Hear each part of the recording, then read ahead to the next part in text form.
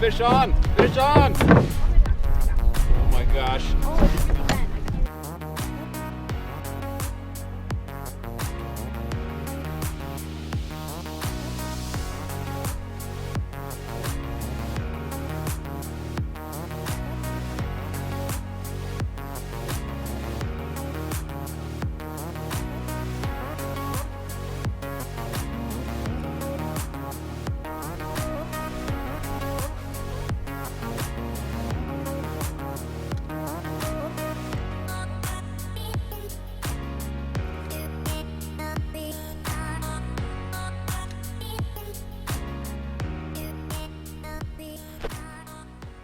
Morning. It's just a little after 8 o'clock. We're all packed up. Unfortunately, we have to leave this beautiful site. It's had a great view up on a rock ledge here. Had great seating around the fire and even a huge abundance of firewood. We've tried to leave a little bit more than we started with. We generally try and keep our fires smaller. We don't need a big raging fire while we're here. So we're just checking the map. Seeing how far we have to go, where we have to head out before we put the canoe in the water here. Yeah, we've got about an hour paddle to the first portage, and then the first portage is just shy of 900 meters.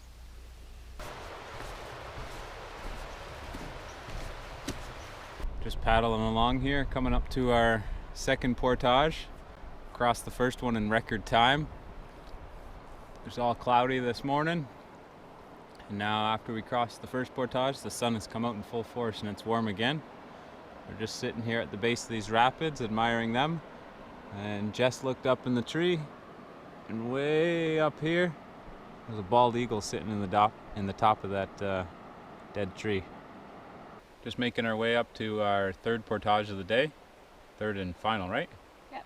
Yeah. So we thought, we still have some nice weather here, might as well try fishing at the base of these rapids as well. And again, we're paddling around. And what do we come across here? Another half of a canoe. This one says Evergreen on the side. Haven't really heard of that brand. Looks like it's been there a while.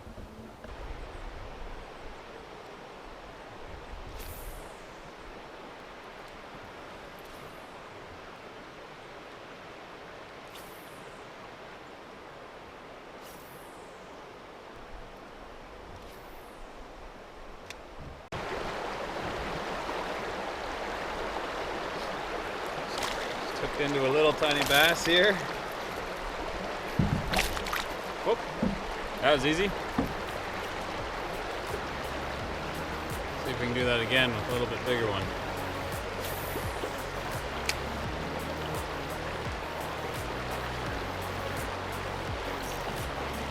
Oh yeah, fish on.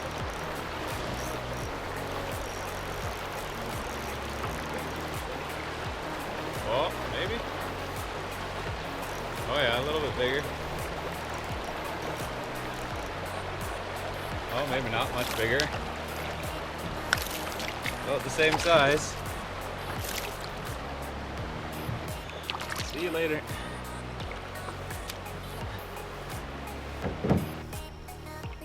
Fish on.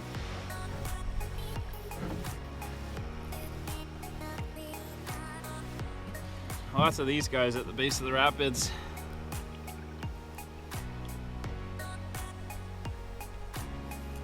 Colors are just amazing. Big shiny scales on them. A little bit of red in the fin here. Very colorful fish. See you later, buddy.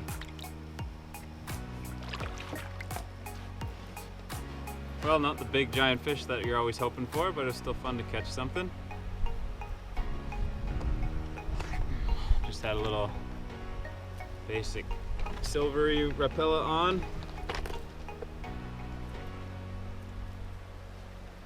Gonna paddle over to the portage, which is right here, at the base of these rapids. Make our way across.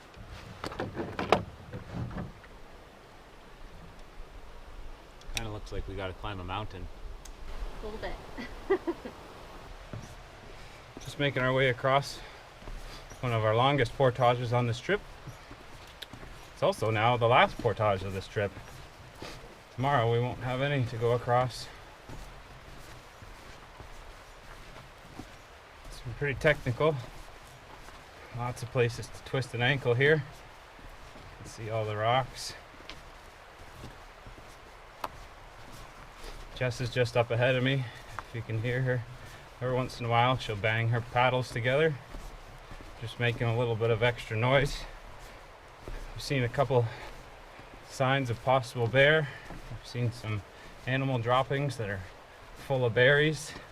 They're a little bit smaller than most bear droppings that I've seen before, but it could just be a young one or some other type of animal, but never hurts to be too precautious. I also have a whistle around my neck. Hopefully the noise is just enough to scare them away or let them know that we're coming. Last thing you want to do is surprise some sort of big animal.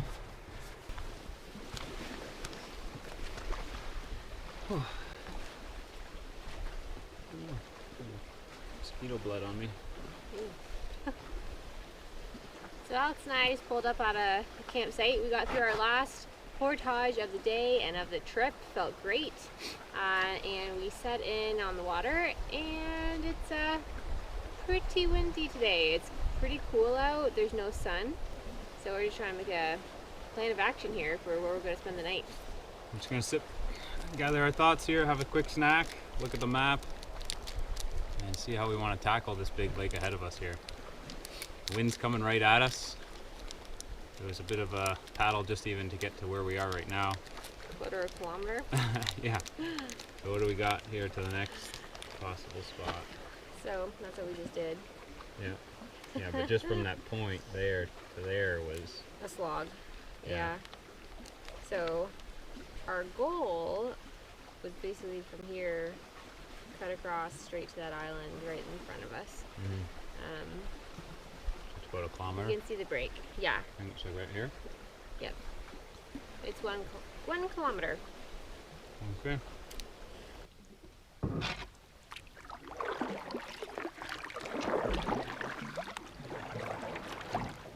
There you go.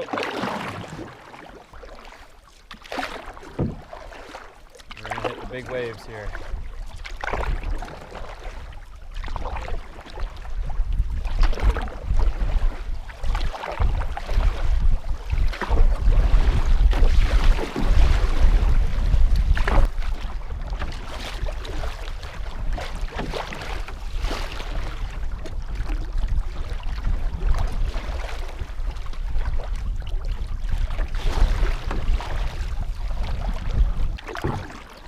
Coming up to a potential campsite. Gonna go check it out, have some lunch anyway. Might be staying here the night. Looks pretty nice from here. We're a little more sheltered in here, in and amongst a bunch of islands, so the wind isn't as strong. We wanted to get in here in case the wind did pick up. There's the campsite marker there. Someone's put a lot of effort into these little nook shooks on the rock in front of the beach here. Little rock piles. Wow, look at that one. Wow. It's amazing. Like, look, that hasn't toppled over. Yeah. I wonder how long these are. I've been standing there. Nice sand. Our own private beach. Oh, no. Someone's taking their shoes off to get in. Wow.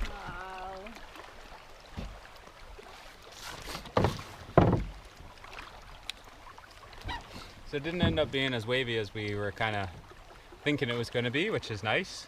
Thank goodness. Yeah. It was still quite the paddle to get even here. It took us just over half an hour to go just under a kilometer. Wow.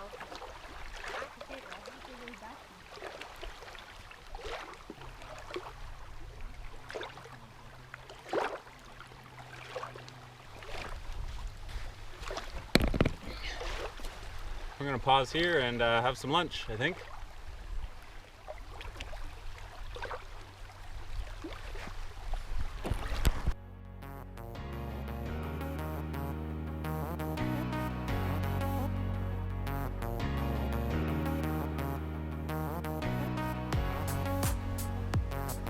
sweet home.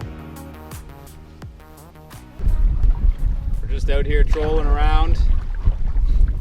Thought we'd go between a couple islands, but we have to cut back through, and we're being hit with the... Oh, fish on! Fish on!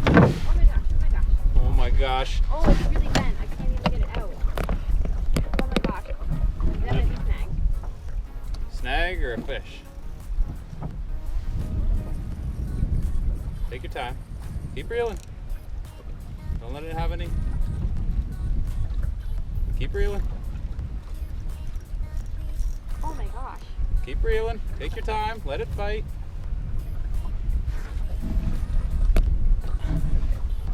I might be snagged. Keep going. You never know. Oh, it's real shallow here. Okay. You might be snagged then. Son of a gun.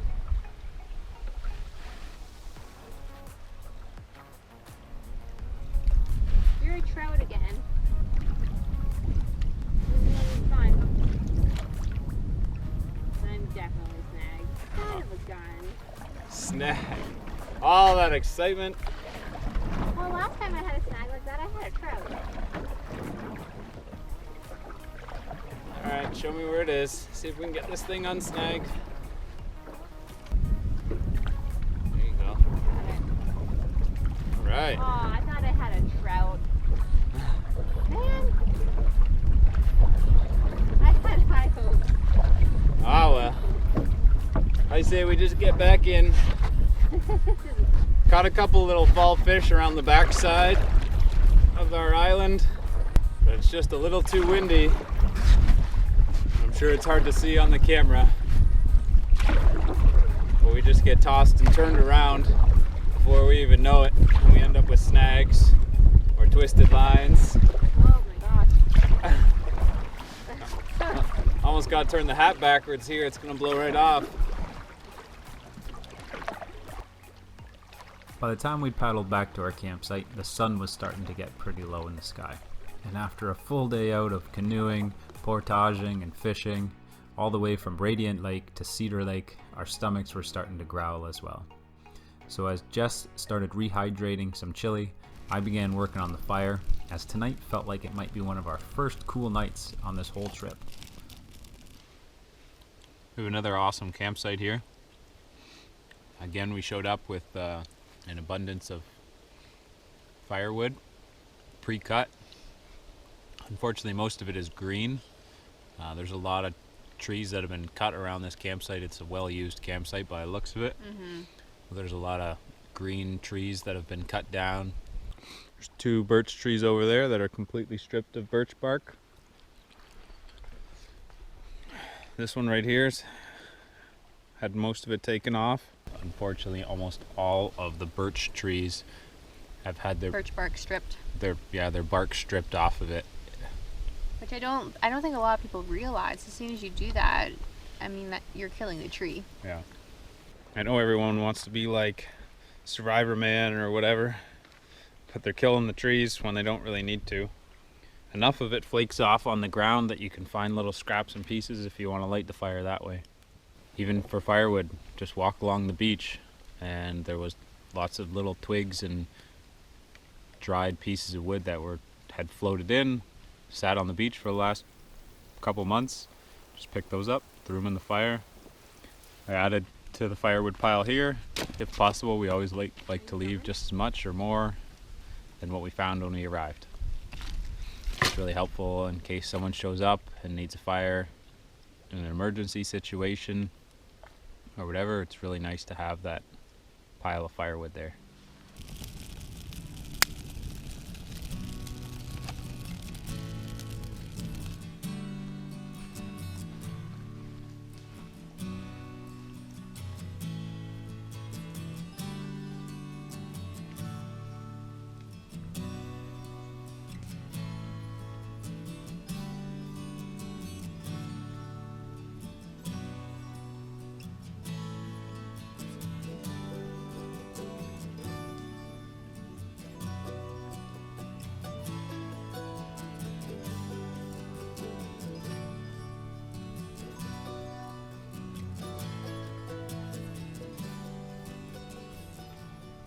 They have big fires.